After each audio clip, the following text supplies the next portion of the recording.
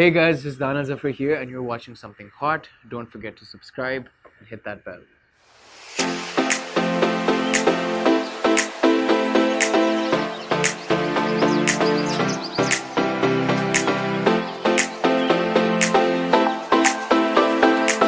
अस्सलाम वालेकुम, this is heart to hot. My name is Hasan Chaudhry. You are tuned into something hot. मेरे साथ इस वक्त एक उभरते हुए सितारे मौजूद हैं.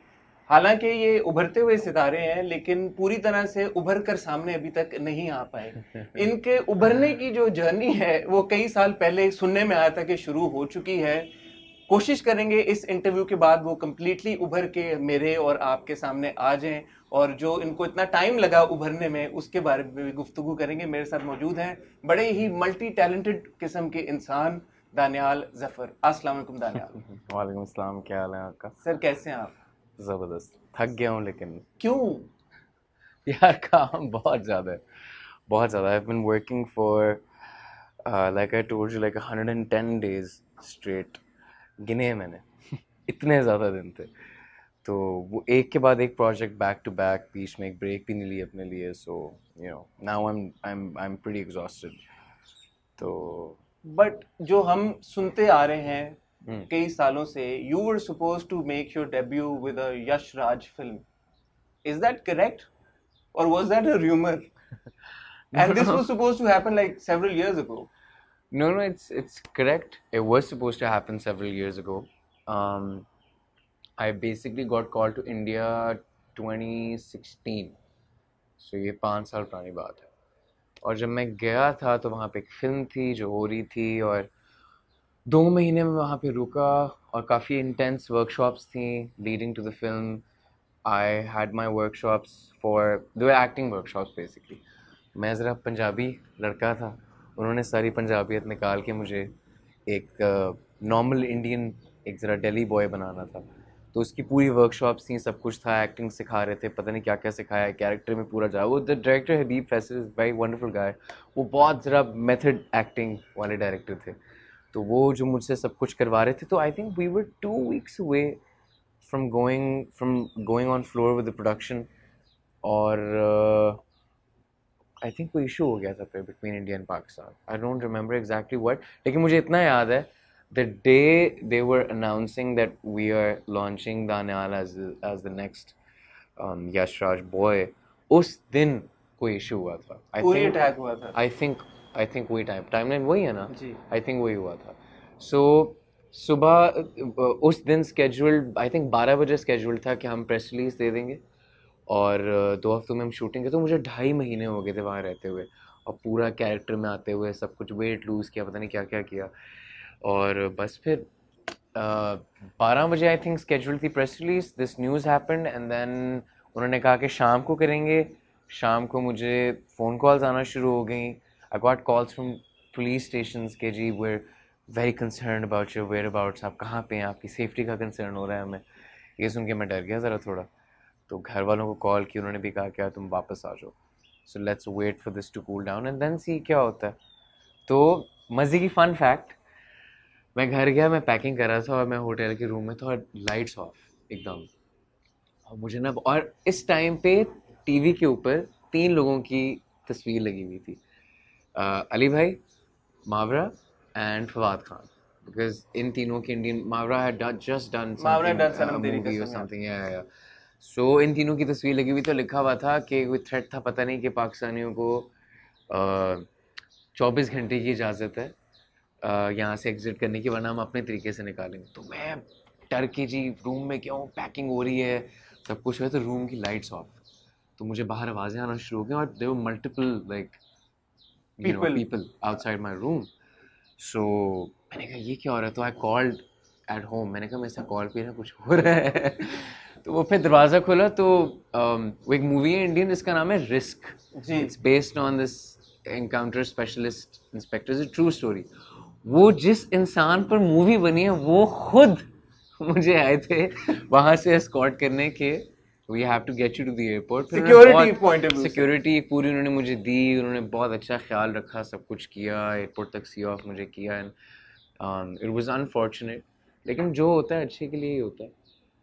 जो होता है आई एम श्योर अच्छे के लिए होता है, इसमें तो कोई शक ही नहीं. बट बीइंग पंजाबी बॉयज, हम जब बड़े हो रहे थे सारे, तो heavily influenced by Bollywood, Bollywood के गाने, बॉलीवुड के हीरो, बॉलीवुड की फिल्में, and then to get a break from Yash Raj, I mean on top of everything else, कि भाई यश राज ही लॉन्च करने जा रहा है लड़के को, what was that feeling? I am sure आपको भी एक वो था एस्पिरेशन हीरो बनने का, एक बड़ा डेब्यू होने जा रहा था.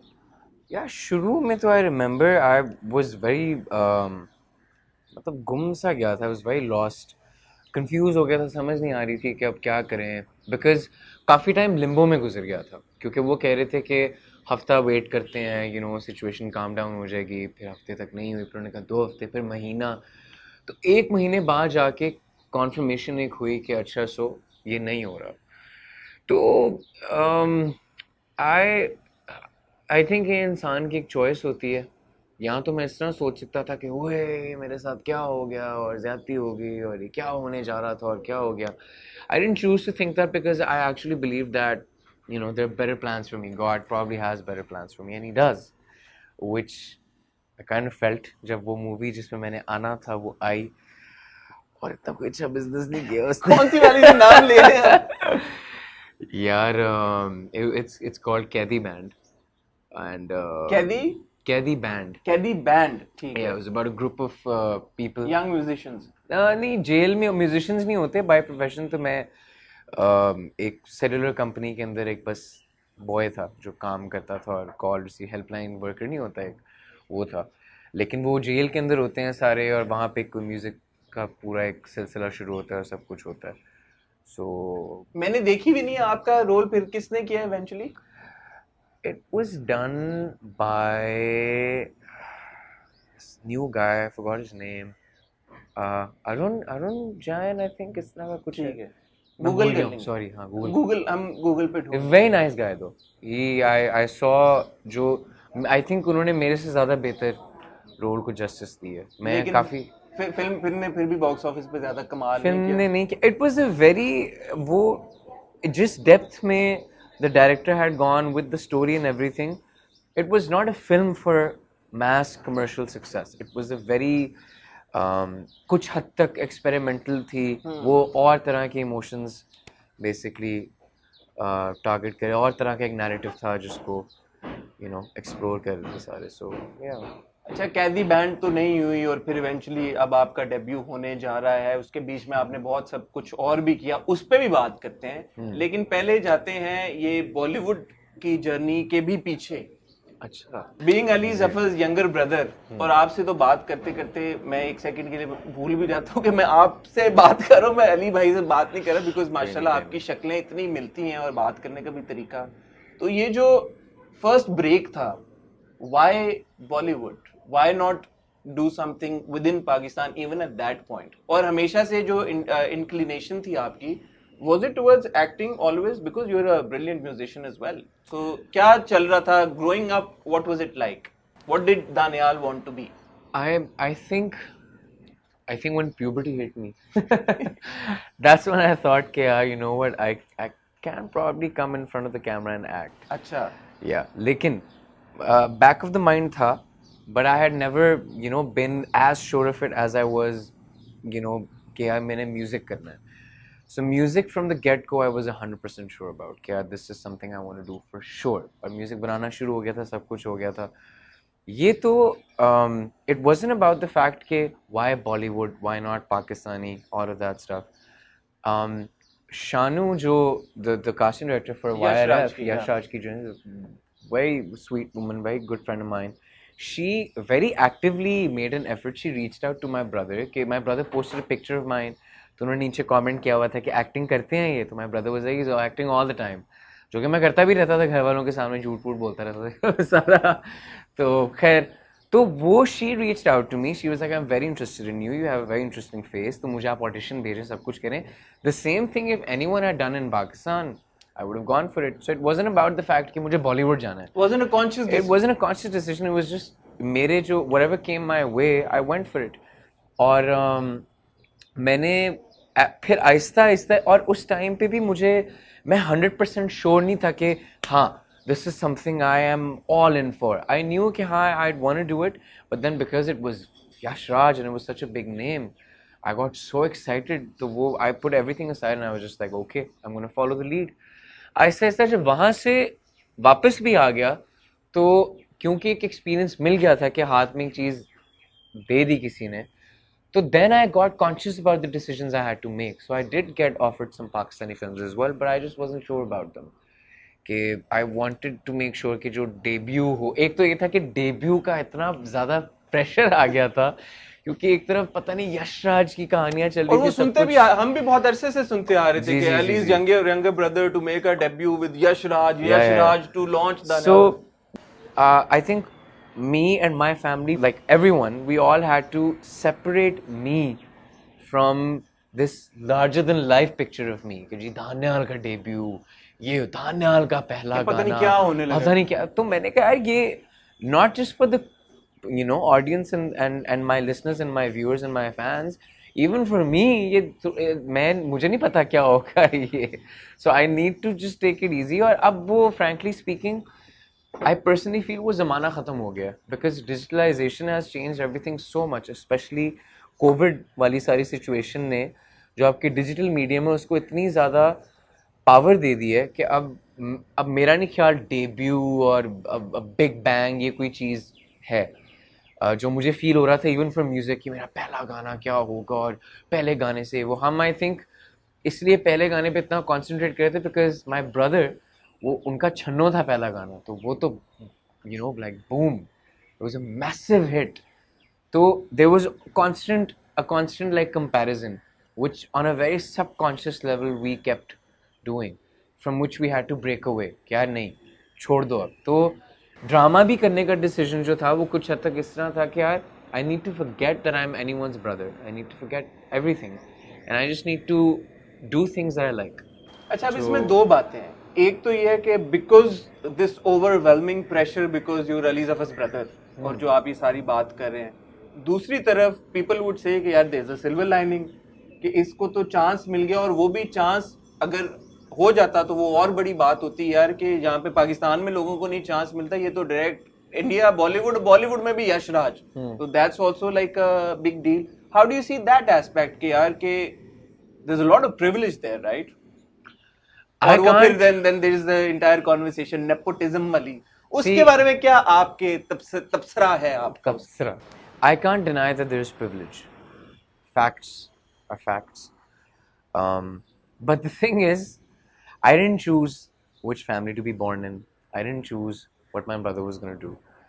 And being very young, when I saw what I did, him being a star and all of that stuff, obviously, आपको इतनी कम एज में, I was probably 9 years old, I think, when Channu came and it was a hit and all that stuff. And I was a kid growing up. तो मेरे घर में एक larger than life एक बंदा आ गया था एकदम, from being a nobody to everyone, like swarming him wherever we would go, और इतनी attention सब कुछ. तो इतनी young age में मैंने देखा, मुझे भी obviously कुछ हद तक काफ़ी कुछ fascinate किया.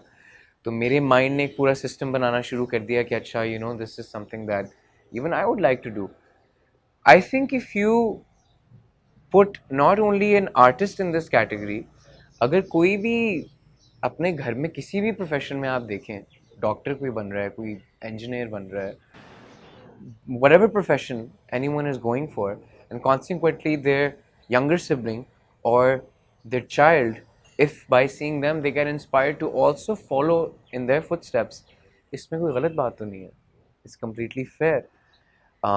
कल को if I have a daughter, if I have a son, they want to step in, so obviously I'd support them. But here's the difference. The difference is I can open the door for them, but whatever they do once they step inside that room is on their own. उसमें मैं कुछ नहीं कर सकता. उनकी acting मैं तो नहीं उनके अंदर घुस के कुछ निकलवा सकता ना. So वो जो करेंगे वो फिर अपने बलबूते पे करेंगे. दूसरी चीज़ ये है कि whenever anyone steps in to the industry, it's always the fans and the people who see you and they like you and accept you that give you the power to make it as a star. If I put out songs और मेरा 1000 view भी ना होता मेरे गाने पे, या 10 comment भी ना होते कि यार बहुत आला लड़के, तू क्या गाने बना रहा है, तो मैं ना करता म्यूजिक शायद. It's because I started getting the response that made me feel like, okay, I am making my mark, and you know it. I do deserve this. So just because जी मेरे भाई ऑलरेडी उसमें है तो लोग समझेंगे ये तो नेपोटिज्म है, तो मैं करता ही नहीं हूँ ये. That's a much bigger loss. जो बंदा किसी की भी कनेक्शन के थ्रू इस फील्ड में आगे आता है, उसको it's only the fans and the listeners and the people that give them the power to succeed if they love their work, which touch wood अल्हम्दुलिल्लाह लोग पसंद कर रहे हैं काम मेरा.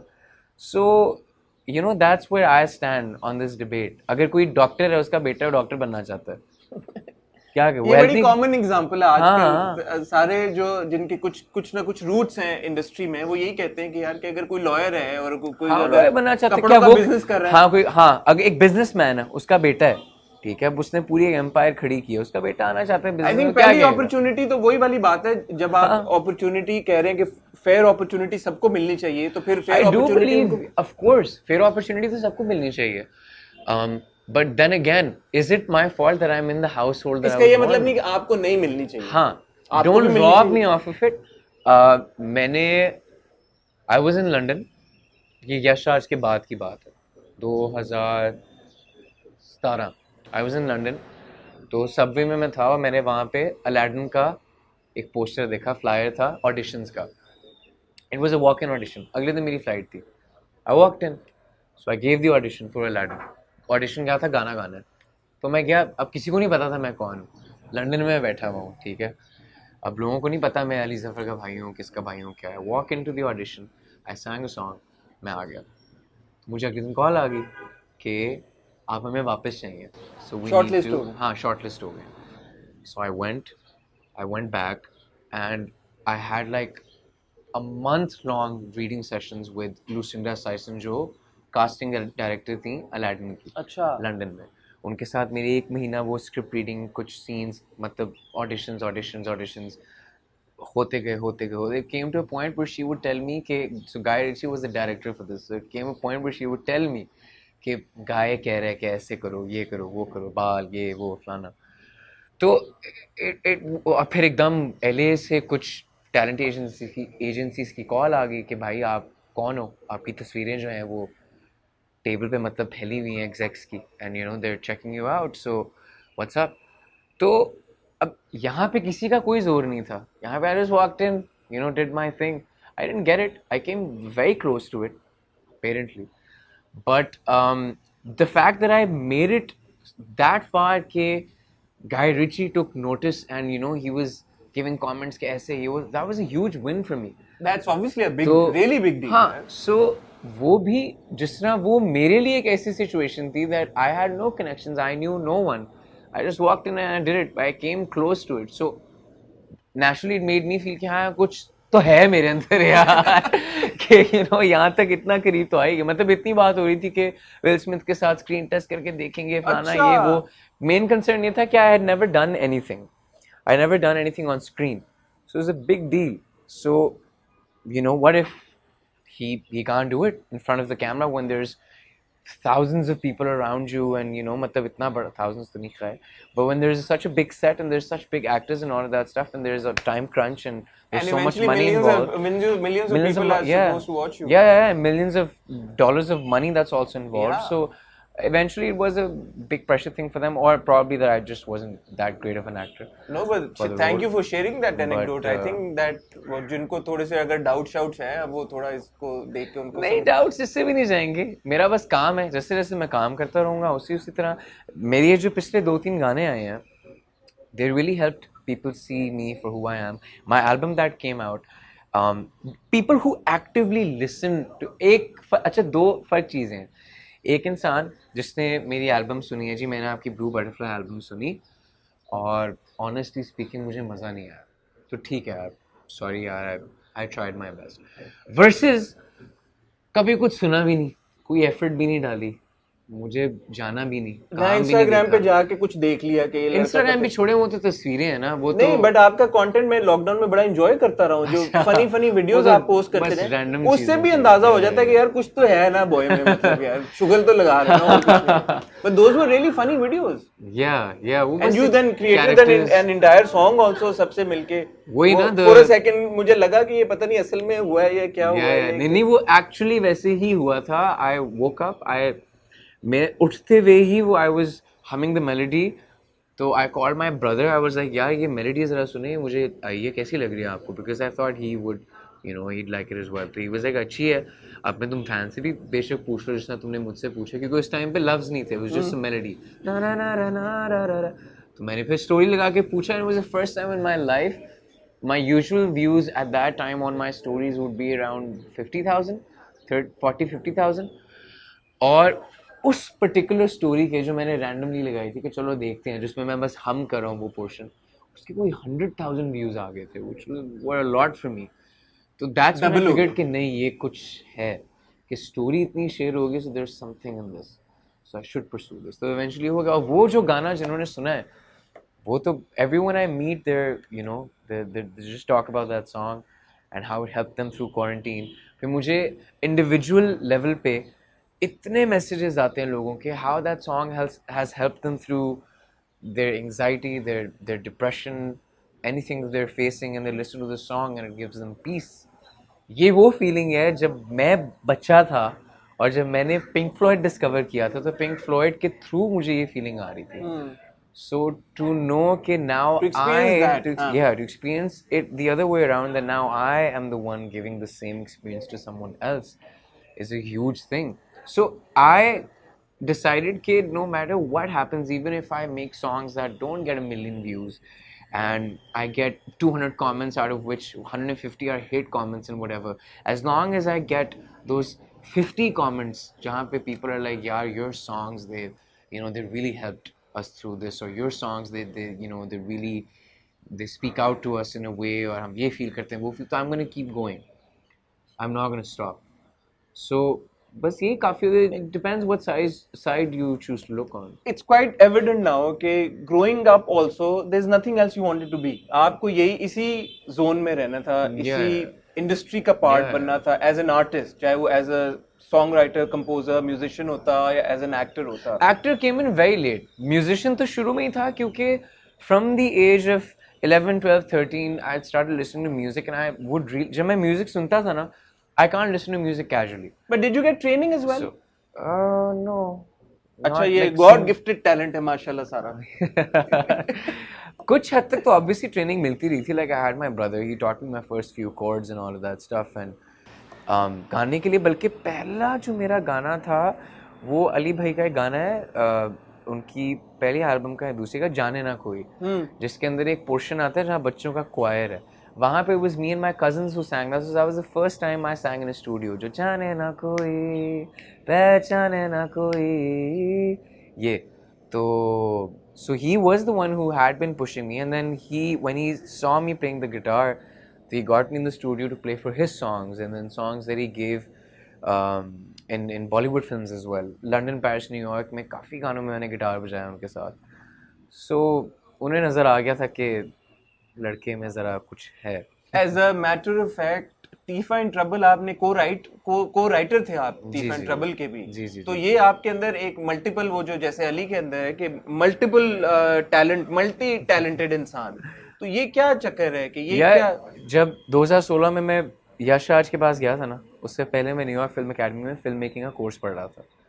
सो I had taken 3 screen writing classes, and वो एक मेरे दोस्त हैं जो कहते हैं कि कईयों को 3 की ज़रूरत है, 3 ही उनके लिए काफ़ी होती है. खैर, I don't mean to brag, but वो मैंने स्क्रीन राइटिंग कुछ क्लासेस ली थी, and when I had come back, तो my brother and Ehsan Rahim that thought of this idea, और फिर यशाद जब नहीं हुआ तो मैं वापस आया, तो कुछ करने को नहीं था, तो वो अभी तक हम उस चीज़ का मजाक बनाते हैं कि अली भाई ने कहा कि यार कुछ अब लिख ही दो हमारे लिए, अब तुम बैठे हुए हो फारिग. तो मैं लिख रहा होता था, चाय लेके आ रहा हूँ अली भाई के लिए, एहसन भाई के लिए, साथ साथ पूरी ख्वारी एक चल रही है. तो initially I was just gonna like write stuff because I knew the program, the screenwriting format. process and the format and all of that stuff. But then once when I realized कि project जो था वो बहुत अभी मतलब एक baby stages पे अपनी था, तो that's where when वो मेरे अंदर का भी एक जाग गया जो पूरा मैं पढ़ के आया था कि मोटिव क्या होगा, कैरेक्टर ये क्यों बोलेगा, कैसे बोलेगा, ये सीन शुरू क्यों होगा, ऐसे क्यों होगा, ख़त्म क्यों होगा, इसके बाद ये क्यों होगा, questioning all of that stuff. So वो जाग गया मेरा भी. तो फिर हम एक बहुत कंस्ट्रक्टिव और क्रिएटिव ट्रायंगल बन गया था बिटवीन मी, अली भाई एंड एहसन भाई. और हम कॉन्स्टेंटली बाउंस ऑफ कर रहे होते थे एक दूसरे के साथ कि ये होगा फिर ये होगा कि नहीं. And then we would explore. I think the best thing we did was हम तीनों के इतने ओपन माइंड्स थे कि हमने इतना एक्सप्लोर किया. तीफा की कोई 6 एंट्रीज लिखी थी कि अगर यूं आए, अगर यूं आए, अगर यूं आए, और उनको लिख के आराम से हजम होने देते थे कि अच्छा अगर करते हैं, अगर एक दिन सोचें इसके बारे में तो क्या होगा. So it was a wonderful process. एक दो सीन थे जहाँ पे अली भाई would leave me and Ahsan भाई फॉर इट. तो एक दो सीन वो 11-11 वाला पोर्शन हमने लिखा. तो वो याद है मुझे, अली भाई came back from the gym तो उनको मैंने सुनाया कि हमने इतना लिखा है. 11-11 वाला पोर्शन है क्या, जिसमें वो बताती है पूरा यूनिवर्स का ही वो सारा. तो वो जब हमने लिखा तो अली भाई हल्के से ज़रा टीरी है तो कहते हैं तो आंसू निकल. So that's when I knew कि राइटिंग में भी ज़रा है थोड़ा कमाल. ये तो बड़ी अच्छी बात है. But take us to the through that journey of composing your first ever song. First ever song, या मेरा जो फर्स्ट एवर सॉन्ग है ना वो कभी रिलीज हुआ भी नहीं. इसकी क्या वजह है? Yeah, when I started making music, आप मेरी इंस्पिरेशंस देखें ना. मेरी इंस्पिरेशंस थी पिंक फ्लॉयड, जेफ बकले, ठीक है, जॉन मेयर थोड़ा बाद में जाके. ये बहुत, जॉन मेयर के अलावा पिंक फ्लॉयड, जेफ बकले दोनों बहुत डार्क आर्टिस्ट हैं, बहुत वनरेबल, बहुत इंटीमेट आर्टिस्ट हैं. So my writings and my music at the beginning was extremely personal and very experience based music. वो एक ईजी लिसनर के लिए नहीं था. तो जिस तरह the first song that I wrote was it was called dare to stand. अंग्रेजी गाना था. और उसके जो लिरिक्स भी थे वो so I turn the clock back in time, oh the answers hide again, where do I go now, I'm stuck in a room of mourners weeping all their lives. I climb to see the blue sky but it's reflecting on a blood-filled river. इस तरह मतलब थोड़ा लिख रहा था और एक zone में. मुझे था पता नहीं लोग क्या समझेंगे, समझेंगे नहीं समझेंगे, लेकिन मैं आऊँगा इस तरफ वापस. I got influenced quite a lot from modern day listening. I went to LA with a friend for 6 months. वहाँ जाके उसके साथ निम्बर में बहुत अच्छा दोस्त है, उसके साथ एक पूरा एक्सपीरियंस. यार अच्छा अगर हम यहाँ पे रहते हैं और यहाँ पे रह के म्यूजिक करते हैं तो क्या होता है. How old were you around this time जब पहला गाना आपने कंपोज किया था? और I think 14. अच्छा 14-15 इस तरह कुछ करके. तो 4 साल तक तो यही जोन था. Till 19-20 was this zone. गाने म्यूजिक यही बनाना. नहीं मतलब वो अच्छा डार्क जोन. ओह इसकी क्या वजह थी दानियाल? बताएं ना. कोई दिल 14 साल के दानियाल का टूटा था? टिपिकल सवाल है. दिल तो किसने आपका 16 साल की उम्र में तो टूटा था एक दफा. अच्छा. काफी हैवी. तो उसके बाद थोड़ा ऑब्वियसली ज्यादा हो गया था. बट देन आई रियलाइज कि तो फिर 14 में तो जुड़ा हुआ होगा. इसका मतलब 14 में जुड़ा हुआ तो था. खुशी का वक्त नहीं पता नहीं. मैं this is what I am trying to figure out about myself. क्योंकि अभी मैं एक नई एल्बम जो लिख रहा हूँ उसमें मेरे साथ यही हो रहा है. मैं ग्रीफ को बहुत ज्यादा फॉलो करता हूँ. मतलब I've realized sometimes I intentionally give myself grief even when I'm not feeling it. For instance, if I'm in the car, बहुत लोग शायद रिलेट कर लें इस चीज़ से. गाड़ी में आप बैठे हुए, आपने म्यूजिक लगाया हुआ है, खिड़की से बाहर देख रहे हो, आए हाय क्या जोन बना हुआ है आपका. तो वो बाहर देखते देखते when you get lost in your thoughts and all of that stuff, तो I deliberately make myself sad. I deliberately cry. I love crying while listening to music. तो मैं बहुत दफ़ा अपने आप को जान के रुला देता हूँ जैसे मैं एक सीन में हूँ और ये म्यूजिक पीछे लग गया है. So how would I cry, you know? And then I cry. It's a weird thing, I know. I know. But I do this. So okay, because well, it's very interesting. It's weird. I love your reaction on it's this. Very interesting as well. Yeah. So I've been doing this since I was a kid. So that's why I just but नहीं, क्या वजह आपने कभी आपको नहीं समझ आई कि इसकी वजह क्या है? नहीं, I don't know. It was also the movies that I saw around that time. वो उस वक्त movies थी. एक मैंने मूवी देखी थी डिटैचमेंट देखी थी, मैंने उस वक्त ट्री ऑफ लाइफ देखी थी, मैंने टेरेंस मैलिक की कुछ मूवीज देखी थी जो बहुत एक ग्रीफ के इर्द गिर्द मूवीज थी, जिनमें जो कैरेक्टर्स हैं वो एक कांस्टेंट स्टेट ऑफ ग्रीफ में, सैडनेस में. हाँ ठीक है. आई wasn't actually sad, I was it was pretend sad कि उफ मेरी जिंदगी में क्या हो रहा है. Like a true artist. हाँ. um, वो फिर एक होता है ना, be careful what you wish for, कि वो एक्चुअली होना शुरू हो गया.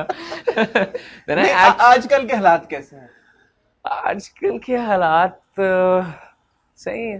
आई थिंक आई अच्छे हैं, बल्कि नहीं ऐसे नहीं कहना चाहिए, अच्छे हैं अल्हम्दुलिल्लाह अच्छे हैं. I have come to a point जहाँ पे हाँ कुछ फीलिंग्स हैं जो हैं एक्चुअल ग्रीफ है, लेकिन अच्छी चीज़ें इतनी हैं साथ साथ कि वो जो एक्चुअल ग्रीफ है उसको they over power and over weigh the actual grief. It's there, but वो जितना पे ग्रीफ रह जाता है, I try taking it out in the music. Do you want to talk about that actual grief? Yeah, the reason for that actual grief?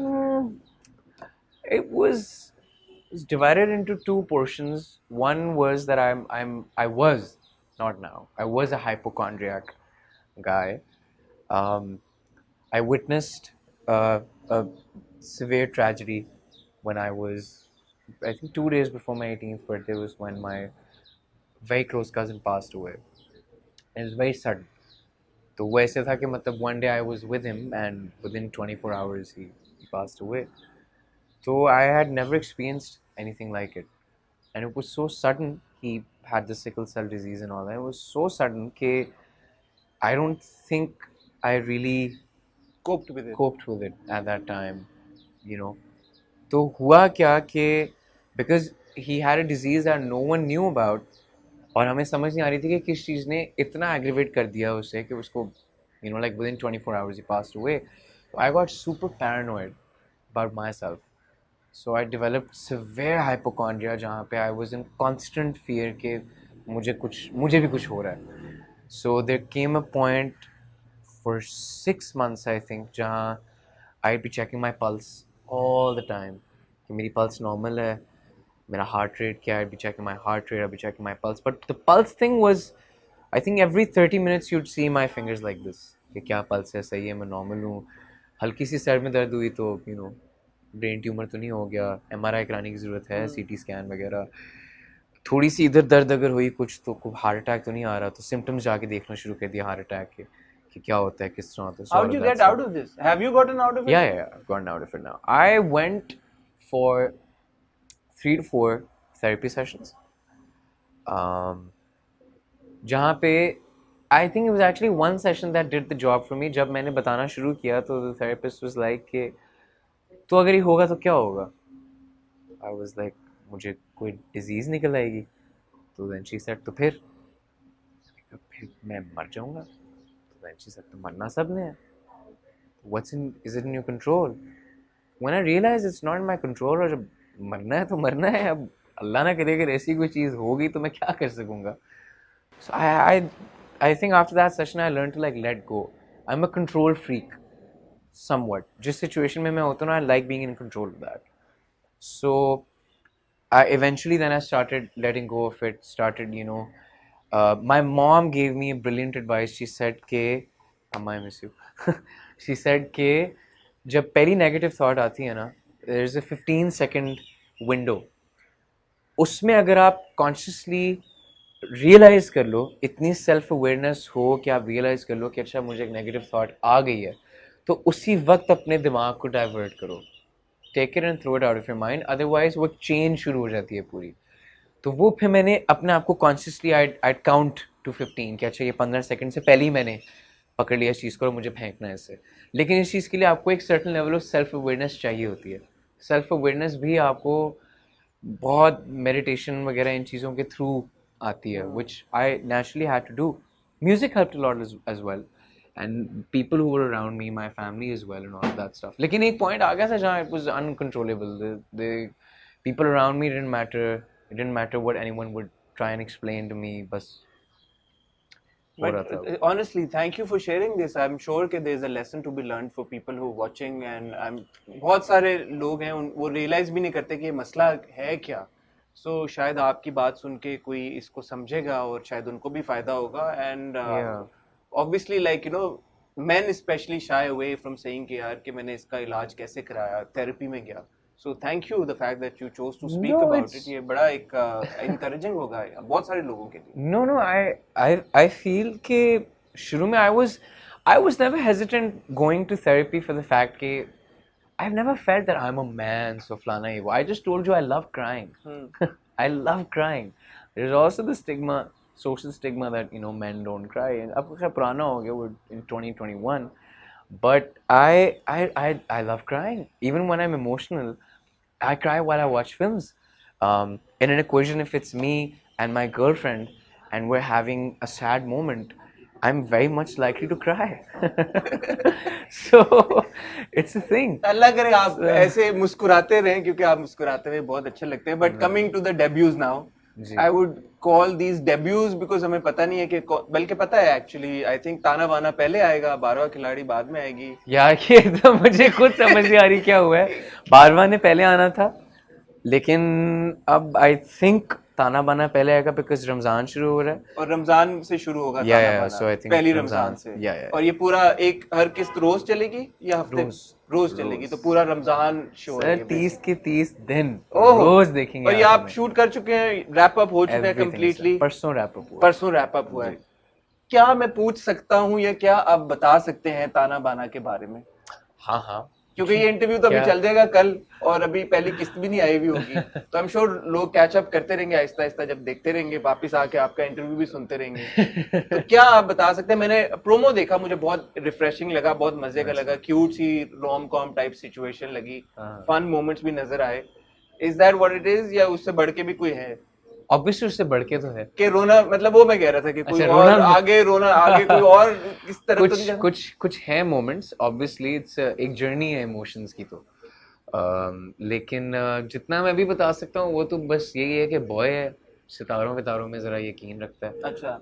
लड़की एक ऐसी टक्कर जाती है जो मतलब सितारों के बस खिलाफ है सब कुछ, उसकी हर चीज, लेकिन फिर भी वो उससे जरा देखता है और ही जस्ट फॉल्स इन लव और बस उससे होता है कि नहीं मैंने इसी से शादी करनी है.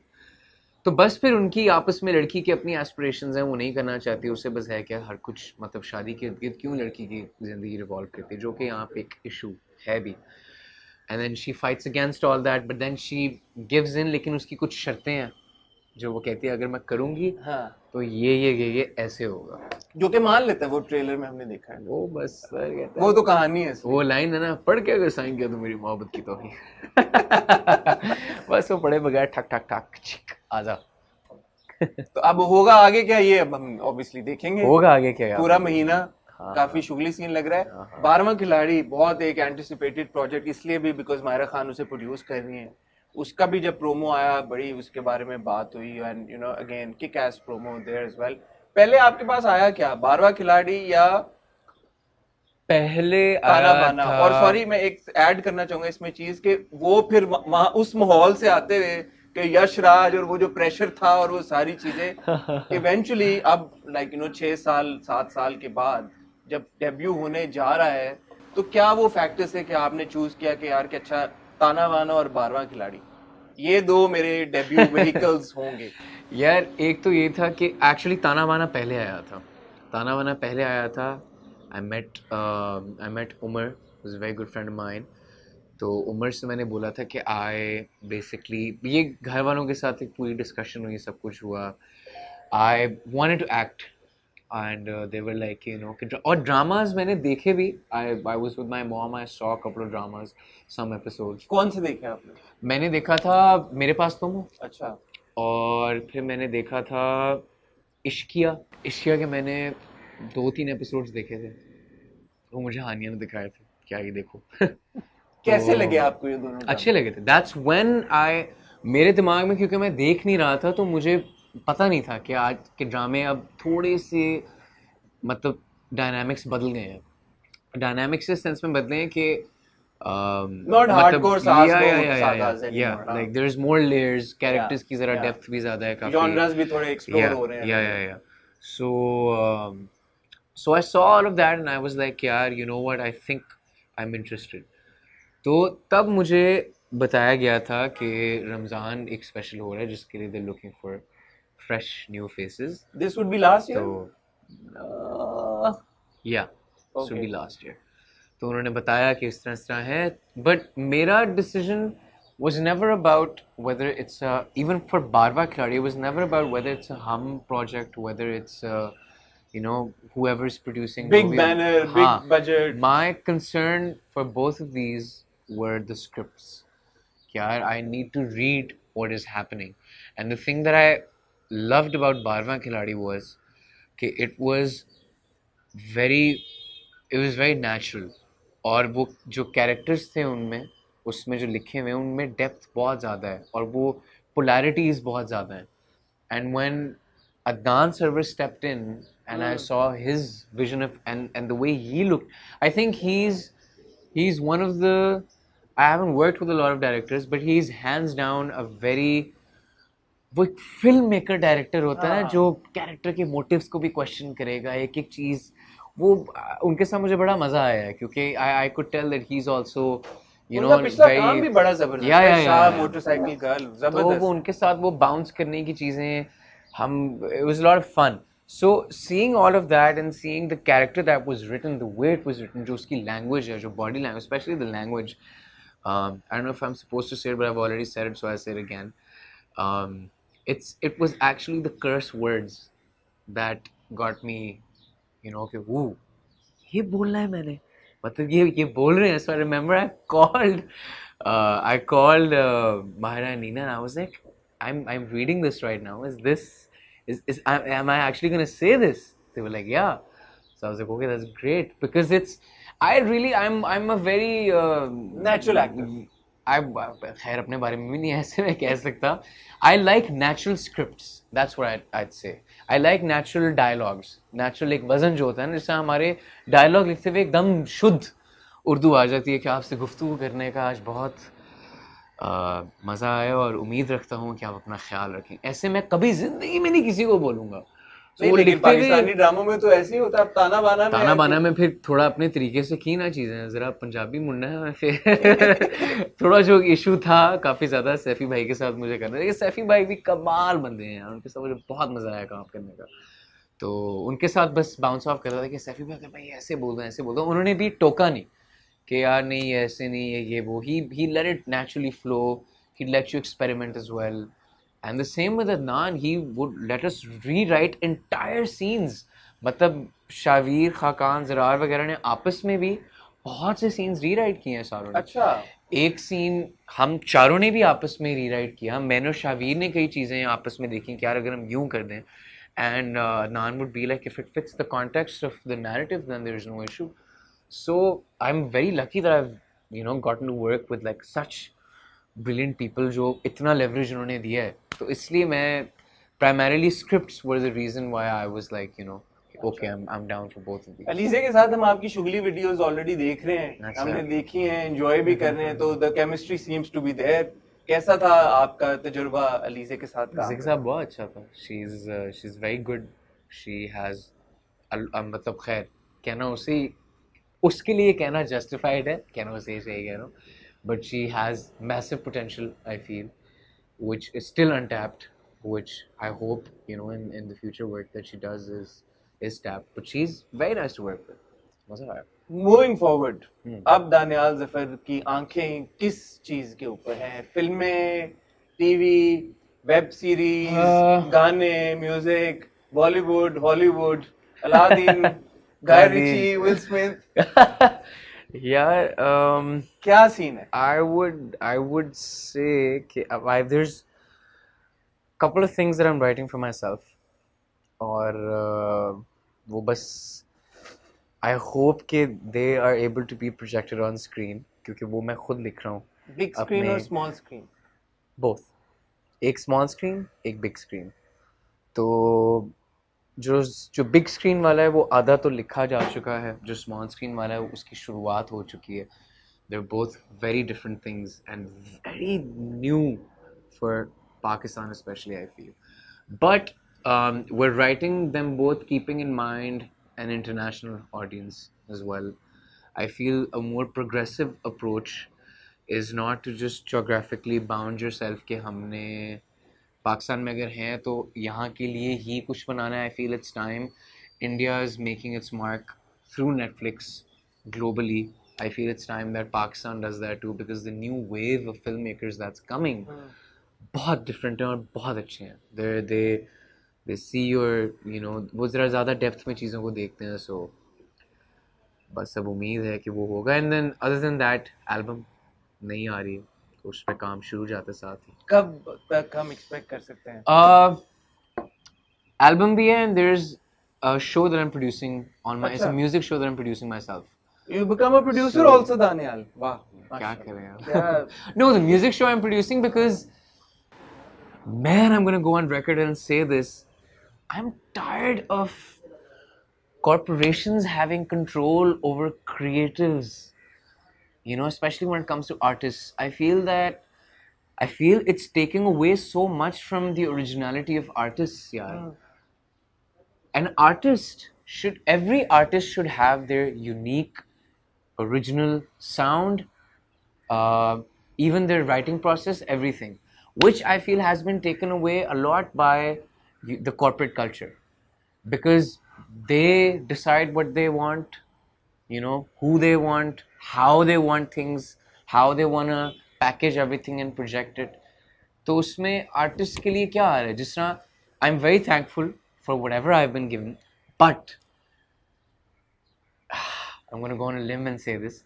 I feel today, if I was offered Muntazir, this is with no disrespect to anyone. I have immense respect for Strings, for Bilal bhai, and I'm grateful for the opportunity that I was given. But उस time पे मैं different था. अब जहाँ पे मैं हूँ, if I was given the same song, I might not have sung it. Why? Because उस गाने में मैं अब जब देखता हूँ, दानियाल ज़फ़र नहीं है. उस गाने में दानियाल ज़फ़र है ही नहीं कहीं. I look at that song and I feel कि people don't know who Danyal is through this song, because I've evolved so much. कि now when I look back and see that, उसमें ना मेरी, it's not my writing, it's not my style. I've just performed it. Right, it was given to me literally on a plate, and I sung it. I'm again, which I'm very grateful for. I'm not taking away from that. ठीक है, but आपके काम से अगर आपके personality के बारे में लोगों को नहीं पता चल रहा तो फिर काम का फायदा. Exactly. So क्योंकि वो as an artist मैं हुई नहीं. Now when I think of things in a different perspective, I feel कि the corporate culture probably is taking away from a lot of artists that I personally know as well, and might take away from me as well, unless I decide to do everything completely my own way, because I have a very signature, I feel, sound and style, and the way I want to, you know, express things is very specific. Where is this going to go, the show? Let's see. अभी तो बस मैंने बनाया. अभी बनाया. अभी open. अभी बस मैंने बनाया. अभी pitch नहीं किया आपने किसी को. अभी कुछ. अभी हमने एक प्योर हरकत की है. वो हमने ये की है कि gathered a couple of musicians in one room, and for 1 month we just jammed. Naturally we just did things, and then we saw कि अच्छा ये zone बना, so this is now what we're going to do. फिर उसकी 4 music videos बन गई हैं. अच्छा, 4 बन are गई left. Yeah. So that's basically. आपके घर में भी तो एक production house है ही ना. बस उसी के थ्रू कह रहे हैं.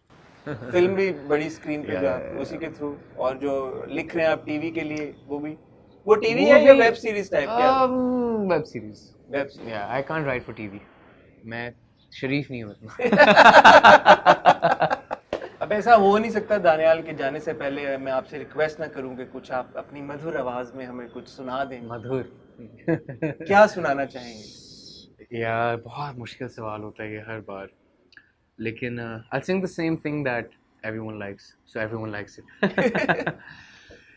चन चढ़िया फिर अजबलिए, कोठे उत्ते आसौंड चलिए, अद्धी अद्धी रात पैंदी बरसात, तेरे नाल करनी मैं दिल वाली बात, चल बलिए उड़ चलिए. Thank you. That was Thank fantastic. you. Thank you, Danyal. It's been an absolute pleasure. Wish you all the best for Tana, Bana, Baarwan, Khiladi, Thank you. the music show you're producing, the stuff that you're writing, and of course all your music and your upcoming album as well. Thank you. Mashallah. Mashallah. Mashallah. Mashallah. It's been an absolute pleasure. Thank you very much. Likewise. Thank you. Thank you.